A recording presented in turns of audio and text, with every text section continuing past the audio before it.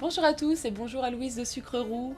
Voilà, je réalise cette vidéo aujourd'hui pour vous présenter ma participation au concours de Sucreroux. Donc une grande première pour moi, ce sera ma première participation à un concours, ma première vidéo sur YouTube. Et donc je remercie d'avance d'ailleurs mon copain qui m'a aidé à faire cette vidéo, sinon je pense que je n'aurais jamais réussi. Je vais commencer d'abord par te remercier Louise pour ton concours, car ça a vraiment été quelque chose d'inspirant, ça m'a poussé, disons, à me lancer dans les concours FIMO. Voilà, là je vais juste te présenter vite fait un petit peu mes créations pour pouvoir en parler un petit peu. Tu nous as donné 9 thèmes, j'en ai choisi 3. Et avec ceci, j'ai réalisé 4 créations. J'ai voulu déjà, comme tu l'avais dit, me dépasser, faire des choses qu'à la base j'avais pas du tout l'habitude de faire. J'ai essayé de faire tout ça et ça m'a beaucoup enrichi, beaucoup appris. Et, voilà, donc j'en te remercie. Passons aux créations. La première des créations sera sur le thème des insectes. Et donc c'est vraiment, je pense, la création la plus atypique. T'as pu en voir un petit extrait sur Facebook. J'ai voulu faire monter le suspense et j'ai mis donc une petite photo. La voici. J'espère que tu le vois bien. J'ai voulu customiser une guitare. Donc cette guitare a été envahie par les abeilles. J'ai fait tout ça dans un style un peu steampunk. Vraiment steampunk même, avec un effet cuir usé, abîmé, déchiré, etc. Voilà. Première création, donc tu verras un petit peu plus tard sur la vidéo. Ensuite, deuxième création. J'ai failli abandonner le concours avec cette création, mais je la présente quand même parce que j'en suis quand même très fière et j'ai passé beaucoup de temps, d'où les larmes. Parce que forcément j'ai passé un mois à faire cette création et au dernier moment, catastrophe, au moment de passer au four, elle tombe et se casse forcément, donc difficile à réparer. Mais donc voilà, c'était sur le thème de faire une création qui te représente. Je t'ai pris au mot.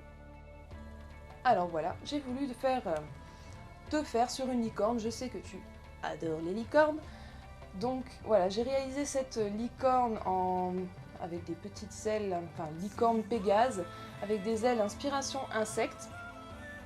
Car oui, je me suis dit aussi forcément, si je dois faire quelque chose qui te représente, je voulais mettre dans cette création un maximum des thèmes finalement que tu avais donné pour le concours, parce que tous les thèmes étaient des choses qui te représentaient. Alors j'ai fait des paillettes, on le voit peut-être pas bien ici, mais toute la licorne est faite à base, à base de cernite blanche pailletée, donc elle brille de mille feux.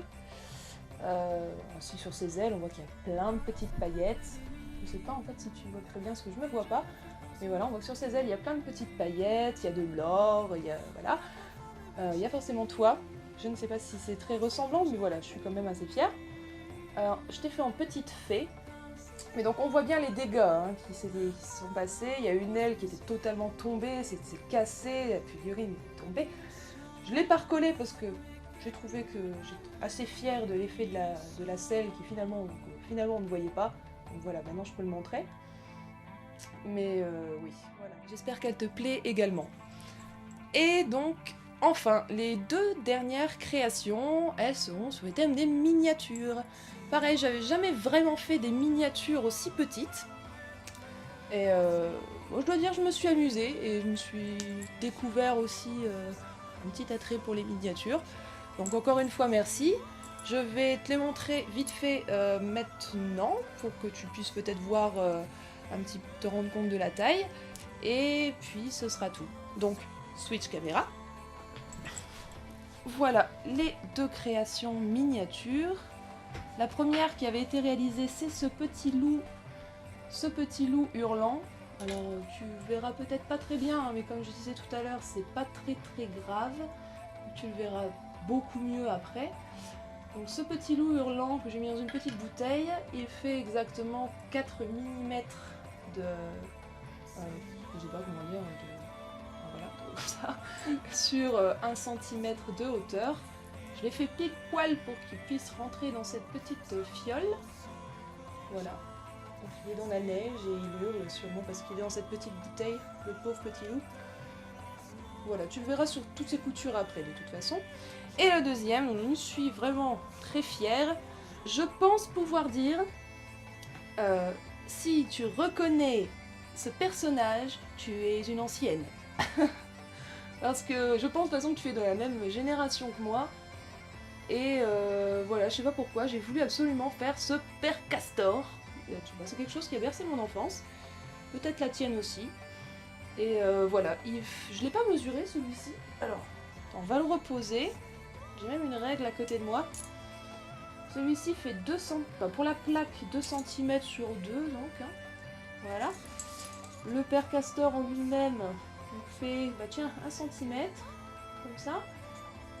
Sur... Alors je vais mettre là sinon je vois pas. 1 cm et demi. On va se rendre compte de sa tête, qui a beaucoup de détails, tu le verras sur les photos. Fait 4 mm et demi. Voilà. J'en suis assez fière. Cette création a pris 3h30. C'est vrai, j'aurais pas parlé des autres. Voici 1 mois pour la licorne. Peut-être 2 jours, 3 jours pour 2-3 jours pour la guitare. Je suis étalée sur 2-3 jours. Ceci 3h30 et je pense celle-ci une bonne heure et demie. C'était ma première miniature, alors j'ai pris, elle m'a bien pris du temps. Maintenant, je vais arrêter de parler et je vais te laisser voir les photos et les petites vidéos qui suivent. Et voilà, j'espère avoir mis toutes les chances de mon côté et voilà. Merci et au revoir.